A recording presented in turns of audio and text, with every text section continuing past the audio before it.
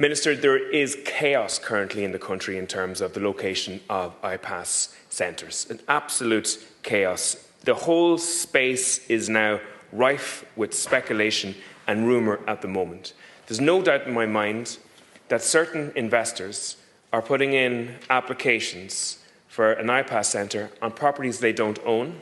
It is rumoured also that one of the reasons they're doing it is because it has the effect of knocking down the price of a site that they may wish to buy, because the owner of that site might be under pressure to sell it if he or she thinks that that property may come to some damage as a result of that particular speculation. So there is chaos in this situation that has to be rectified. This year, €1.2 billion will be spent in terms of IPAS. That's €35,000 per person for the year. That's an incredibly high figure for what is actually a permanent piece of accommodation.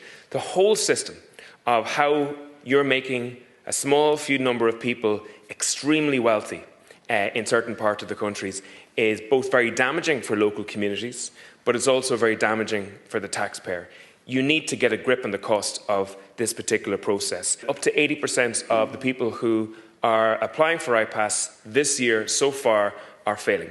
Now that means two things, either one or two things. It means either the application process was not being implemented strictly or properly in the last 2 or 3 or 4 years. In 2022, only a quarter were filling their first application.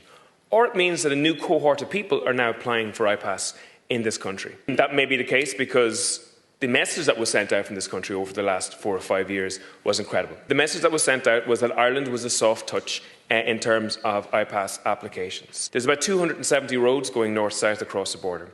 The idea that spot checks are going to solve this is madness. If a person is stopped in Dundalk and brought back to Newry, they can get the next bus or the next taxi or even walk across the border if they want in relation to it. The only way to manage this is an Irish sea border. If 80% of people are failing the asylum process, and the asylum process is costing €1.2 billion, it's fair to say that we are spending hundreds of millions of euros accommodating people who are not fleeing war and violence and who are actually moving to Ireland for economic reasons.